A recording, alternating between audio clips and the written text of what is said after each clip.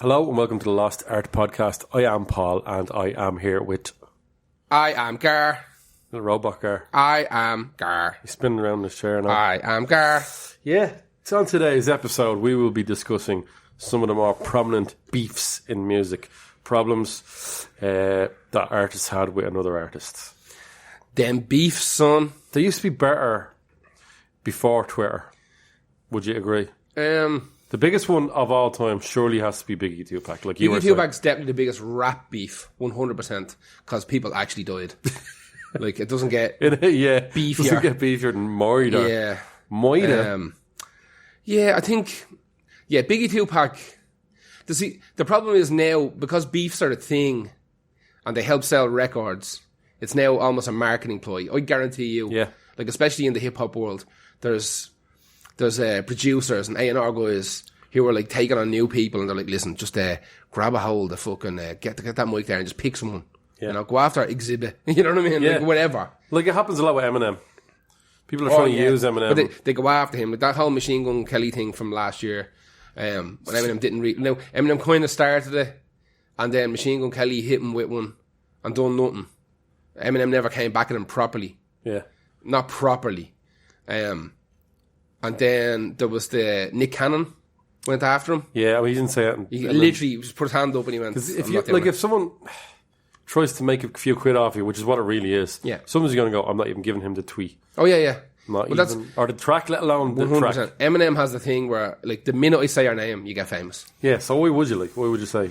If you don't need to make that person famous, especially like Nick Cannon is pretty famous. I don't really understand. Now, I get where it came from, because I know Eminem had a line about Mariah Carey, who he's married to, or whatever. I think the line was, like, congratulations, Nick, you won, or something like that. You beat me to her, or some shit like that. Yeah. Like, it wasn't supremely negative, but it was enough for Nick Cannon to, like, assemble a team of absolute jokers and bang out a couple of garbage tracks, one after the other, and they were dirt. The songs were fucking crap. Hoping that, like, they would be streamed and bought enough to make a few quid. They got a load of fucking load of hits. But that's what I'm saying. Like, of course they did. They weren't. The songs themselves were just. They weren't good. They weren't solid enough. By any means. Another big one was, speaking of Mariah Carey and Whitney Houston was a big one through the years. Hated each other. Yeah. Fucking hated each other. They would pretend to not know who the other person was in interviews to avoid that's the question. A big thing with the females in particular. Yeah, I don't know. Yeah. Like, a big thing. Like, the interview would bring up, they bring up the other person to talk about it, and they'd be like, I don't know who that is. Never heard him. Or someone goes, what do you think about Mariah Carey? And she goes, I don't think about Mariah Carey. Oh, it's a good comeback. The dirt. I don't think about it. The fucking dirt of them. So, fuck it. We'll do our first one. What is your first one? I tried to think, and I didn't really want to go down to too many. Like, you could do on a tour one about rap beef. Mostly. Yeah. It's mostly rap. It is massively a rap thing. Diss tracks became a thing. Oh, big time. Yeah. So what I done was I picked pretty much what I consider to be the second biggest hip-hop beef of all time. This is the only one I picked. But actually, we should explain to people as well. What we're going to do is we're going to do 3 beefs each. Yeah, because 6 each would be... Be too long. So... But we'll try and... the playlist has both of the artists, and that makes up to 12. That makes more sense. Well, I had to be awkward. Of course I had to be awkward. You had to be a bit off, of course. So I picked what I think might be the second biggest hip-hop beef of all time, and that's Jay-Z versus Nas. Yeah, that was huge. It went on. The content was good as well. That's how you know it was a good beef. The whole thing started in 1996, where Jay-Z had invited Nas to guest on a song on an album. And Nas agreed. But when the time came, he never showed up. Oh. He didn't call him. He didn't do anything. He just no-showed him.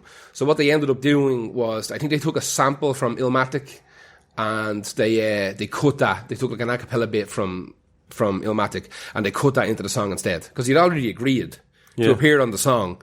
But he never bothered his whole showing up. So they just cut a lump of an old song out and fucked it into this Jay-Z song. That was just a workaround. End up like being like a sample more than anything else, would it? Yeah. Right. Yeah, pretty much was a sample. So this kind of turned into... Nas didn't like this at all. He didn't fucking like it at all. So on Nas's second album, It Was Written, it's called. It's the name of the album. Which is okay. It's okay. Like, if I had to... Here's the thing.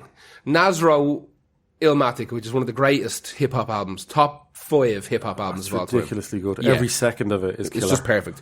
However, that's one perfect album. Yeah. The rest of them are, He never they're quite okay. got that back again. Yeah. Jay-Z, however, has a shit ton of really good albums. Yeah. So I don't know if there's going to be a content battle here, a quality battle. I don't know.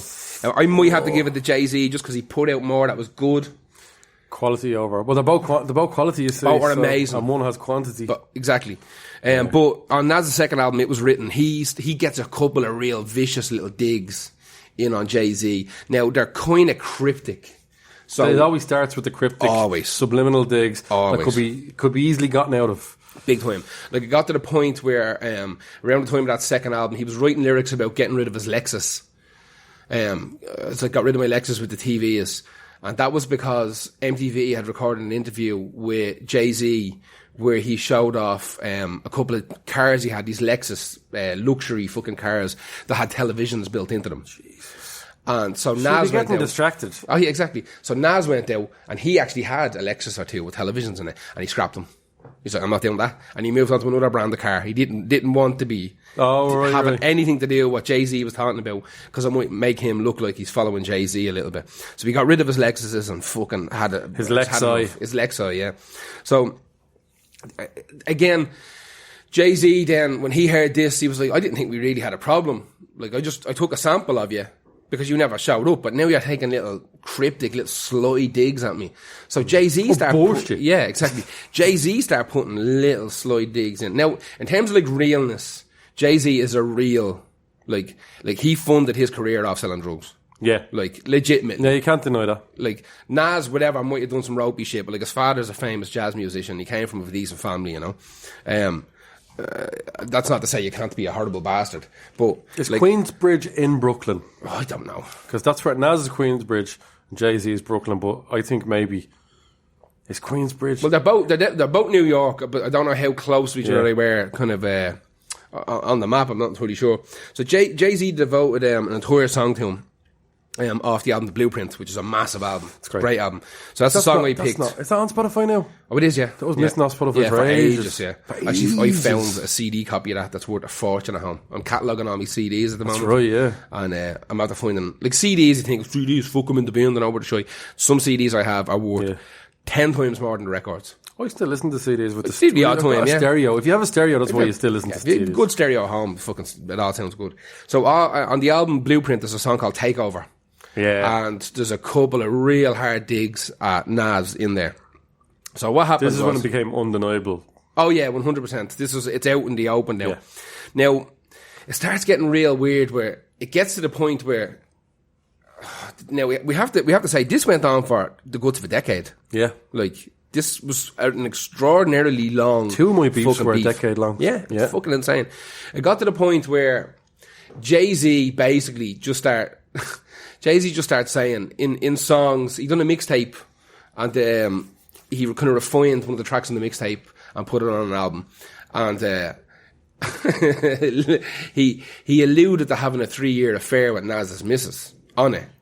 And it started getting real hairy. That's a bit like how the Biggie Tupac one started kicking off. Yeah. There's always a fucking woman involved with these old school 90s beefs. Well, that's how they get to them. Oh yeah, it is, of course, because that's it's seen as a status. You don't thing. have as many sales as I do. Yeah, you don't have many cars. Fuck your wife. Yeah, exactly. Ooh! Yeah, me and your mate, yeah. So what happened was all the radio stations in New York that were playing hip hop, they turned it into a competition. Right. So they start asking people to vote on the songs. So they had like so I put Ether, which is off Stillmatic, which is a big fucking dig.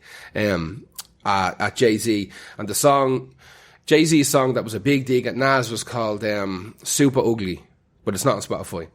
So I had to pick Takeover, which is the kind of one of the crux kind of songs of this entire beef. So Super Ugly versus Ether were the two. he went after his looks a lot. Yeah, it's hilarious. Yeah, big time. So these were the two kind of King Kong songs in the beef. You're ugly. You're ugly. Yeah, your ma's are here. But that's what it got kind of juvenile. But the radio stations start like ring in, ask for a song, and vote. And it got to the point where Nas was winning by like 3%. Yeah. It was almost neck and neck, I but see a Nas Lost was Art. winning. Right? I see a Lost Art poll coming up. Oh yeah, exactly. But what happened, this is where it starts getting real hairy, is that Jay-Z's ma rings into one of the radio stations. And votes for her. No, apologises for her son's behaviour. She's like, listen, this isn't cool. Like, little Jay, Hova shouldn't be HD Izzo, shouldn't be slagging men's girlfriends and wives that they have kids with, and he really needs to apologise to the radio Nas. station was like, we hit gold with this. No, but that's exactly it. Like, there's a radio station, they just kept going. Now they kind of reconciled in 2005, and they got together on stage, and the two of them took the microphones and they said, listen, the fucking beef is done. We're getting too old for this bullshit. You know, we're here to make money and entertain all you folks. And the two of them were on stage. They done Didn't say each folks, other's. so they use a different word. They use a different word. And so what they done in 2005 was they done each other's songs. You know, so they done whatever. I didn't know about that. The world is yours. Yeah. They done, so like Nas and Jay-Z doing a Nas song, Nas and Jay-Z doing a Jay-Z song on stage. I must go looking on YouTube to see if I can find that, because it fucking sounds deadly. Yeah. But again, there was another thing actually when Nas put an album out, and then Jay-Z put his album with Beyonce out the day before it. Nas announced what day his album was coming out.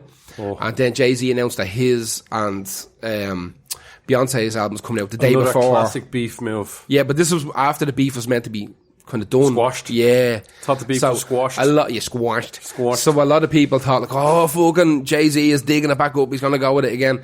But apparently it wasn't even their call. It was the label. It was just a crossover. But that to me, the fact that they spent a decade, like, that was a big one, shooting across each other's bells. MTV and everyone would be milking that for all it's worth. The full show was made out of it. Like, they launched ships off the back of that beef. You know what I mean? Really and truly. Beef like ships. I said, I think Nas has one perfect album, and Jay-Z has loads of really, really good ones. Really, really good ones. He has loads. He doesn't have an Illmatic, but he has... Well, he has a bunch of, like the stuff on Blueprint and all, that was going up against Nas, that was all produced by Kanye West. Kanye West came up kind of under Jay-Z as a producer. Yeah. Writing a lot of stuff from, and that's, eventually, it was after the car crash, they just said, listen, there's 2 weeks in the studio, just go and fucking, make your own album, you stupid bastard. And off he went and made a fucking Jesus cracker. Walks. Yeah. They're all laughing. Yeah, Jesus Walks. Yeah. All of a sudden, beer number one. Exactly. Oh, fuck. But that's apparently what happened. But that was my foursome. That was Jay-Z, but Jay-Z versus Nas. But in my notes, I keep writing Jazz. Jazz versus Nas. Jazz. And it's hurt me not to say Jazz versus Nas this entire thing here. So I picked Takeover by Jay-Z off the Blueprint. That's great song. And Ether by Nas off Stillmatic, which will be his second album, because they redone Illmatic. I'm not as familiar with that album, but I know that song. It's Ether. not. That was a single. Ether was a single, wasn't it? Or, I know from being the diss track anyway. Yeah. So who is your foursome? My one is Fleetwood Mac versus Fleetwood Mac. Fleetwood Mac versus Fleetwood Mac. Yeah. They were that hard for each other. That beefy that I consider them versus them to be one of the biggest beefs in music. And it's all centers really around the 1997 album Rumours. Really? So this is a bad start for them, right? So obviously, I wonder if they do the Peter. Hang on, what year did Rumours come out with? 77. Okay, I thought you said 97. I was like, I'm having a stroke here. No, one of the remasters would have came out. Yeah, then.